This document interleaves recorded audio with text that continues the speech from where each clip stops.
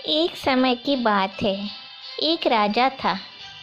उसकी 7 बेटियां थी। सभी राजकुमारियां बड़ी ही सुंदर थी और शादी के लायक भी हो गई थी। तभी राजा को एक बात का पता चलता है कि उसकी सारी बेटियां रात भर नाचती है, पर कहाँ और कैसे, यह किसी को नहीं पता था। राजा बहुत कोशिश करता है पर पता नहीं लगा पाता। तब थक कर राजा ऐलान करता है कि जो कोई भी यह राज का पता लगा पाएगा वो अपने मनपसंद की राजकुमारी से शादी कर सकता है।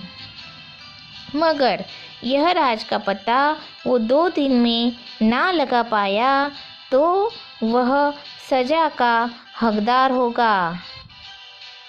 यह बात आग की तरह चारों तरफ फैल गई। तभी पड़ोसी राज्य से एक राजकुमार आकर राजा को बोलता है, राजा जी, अगर आपकी अनुमति हो तो यह राज सुलझाने की मैं कोशिश कर सकता हूँ। राजा उसका स्वागत करता है और उस राज का पता लगाने की अनुमति दे देता है। रात के भोजन के बाद राजकुमार अपने कमरे से चला जाता है। उसका कमरा राजकुमारियों के कमरे के पास में ही था ताकि वो उन राजकुमारियों पे नज़र रख सके। राजकुमार उन पे लगातार नज़र रखे था। तभी एक राजकुमारी उसके कमरे में आती है और उसे शरबत पीने को देती है। राजकुमार शरबत पी लेता है। थोड़ी देर बाद उसका सर घूमने लगता है और वह सो जाता है। सुबह वो उठकर देखता है तो राजकुमारियाँ नाच के वापस आ गई है। ऐसे ही 2 दिन बीत जाते हैं, लेकिन राजकुमार राज का पता नहीं लगा पाता।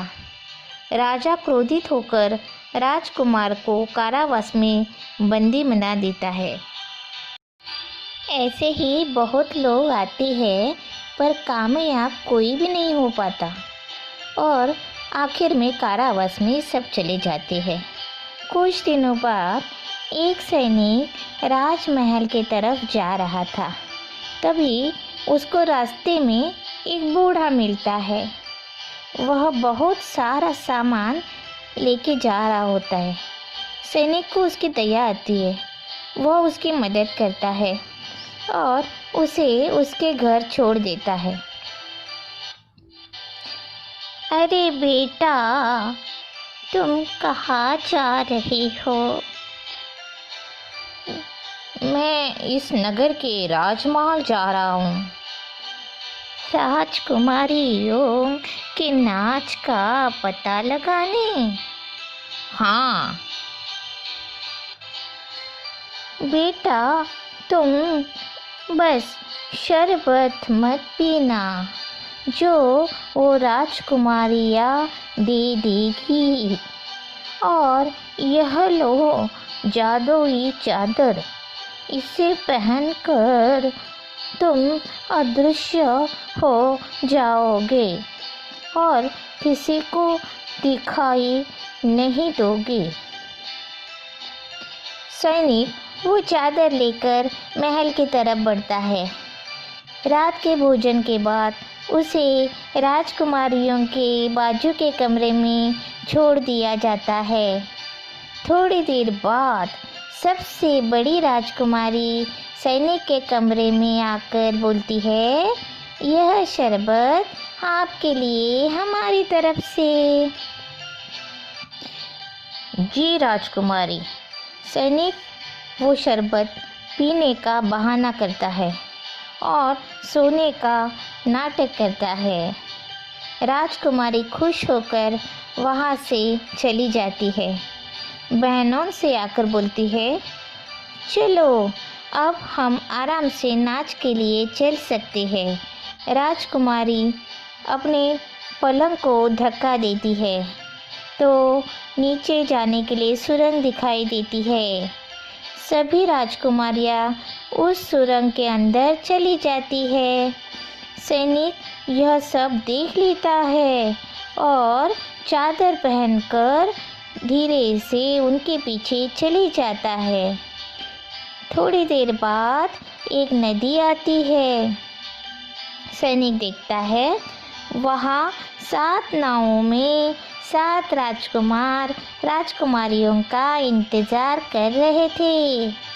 राजकुमारियाँ एक एक करके अपनी अपनी नाव में बैठ जाती है और राजकुमार नाव चलाने लगते हैं।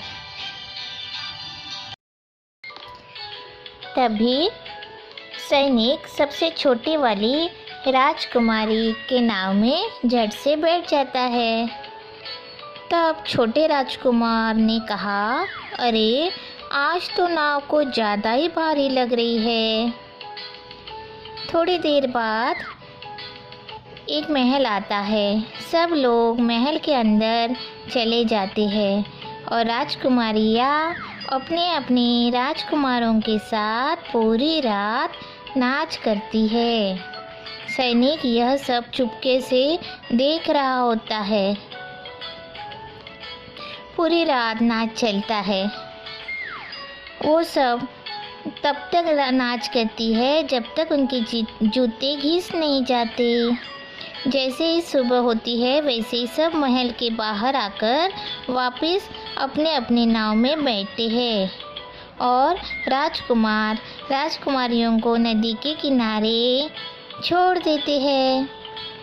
राजकुमारियाँ वैसे ही सुरंग से अपने अपने कमरे में वापस पहुंच जाती है।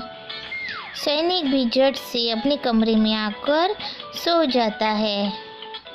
सुबह सैनिक को राज दरबार में बुलाया जाता है। सैनिक सब राजा को सच सच बता देता है।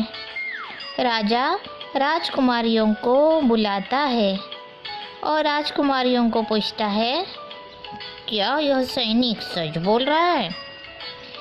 तब राजकुमारियाँ बोलती है, हाँ पिताजी, ये सच बोल रहे हैं। तब राजा मुस्कुराता है और सैनिक को पूछता है, तुम अब मेरी किस बेटी से शादी करना चाहते हो? सैनिक सबसे बड़ी राजकुमारी से शादी करने की इच्छा प्रकट करता है। राजा दोनों की शादी बड़ी धूमधाम से करा देता है और राजा उस सैनिक को अपना वारिस घोषित कर देता है।